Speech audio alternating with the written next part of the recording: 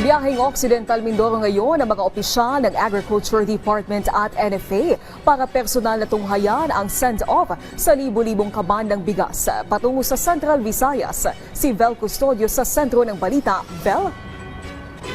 Naomi, tumayo si Department of Agriculture Secretary Francisco T. Laurel Jr. dito sa San Jose Occidental, Mindoro para inspeksyonin ang shipping vessel sa pagdadala ng 35,000 NFA rice sacks sa Central Visayas para sa 20 bigas meron na program. Alinsunod sa direktiba ni Pangulong Ferdinand R. Marcos Jr., patuloy ang pagsisikap ng Department of Agriculture para gawing sustainable ang 20 bigas meron na program. Isang Occidental Mindoro sa mga magiging major source para sa 20 bigas meron na sa Visayas dahil sa mataas na palay production dito. Paraan din ito para mabilis na makapambili ng palay ang NFA sa mga local farmers sa tamang presyo. Nakipagpulong din ng Kagawaran ng Agrikultura sa mga magsasaka sa Mindoro. Hiniling ni Secretary Laurel ang suporta ng mga magsasaka para gumawa ng ilang pagbabago sa rice tarification law nang sa gayon maibenta na muli ang NFA rice sa mga merkado para maiwasan ang pagiging puno ng NFA warehouse at mabilis na makapagili ng palay ang mga local farmers. Nakabinbin na rin sa Kongreso para aprubahan ang pagtataas ng 19 billion pesos sa buying budget ng NFA mula sa kasalukuyang 9 billion pesos.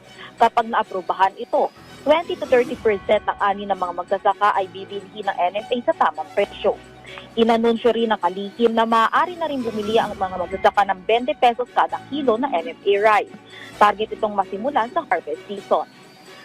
Sa inspeksyon ng DA sa NFA warehouse at shipping vessels dito sa San Jose Occidental, Mindoro, sinabi ng kalihim na kailangan pa ng improvement sa logistics ng mga bigas. A lot of improvements to be made, ano? So babaguhin natin yung sistema ng konti by using bulk containers, no? O tinatawag na 1-tonner bags. Times 3 ang bilis ng loading, unloading, mas madali sa quality control. Ngayon, bawat isang sako, lilipat sa isa pang sako, parang mali. So ngayon, 1-tonner bag na rin. Pagdating dito ng palay na nakasako ng farmer, bubuksan nila yan, bubuhos na sa 1-tonner bag hanggang mapuno, then forklift na mag-iikot.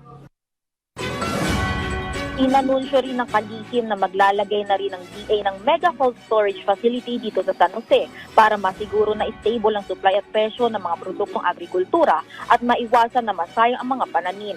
Target maging operational ito sa Hunyo sa susunod na taon. Naomi? Maraming salamat, Vel Custodio.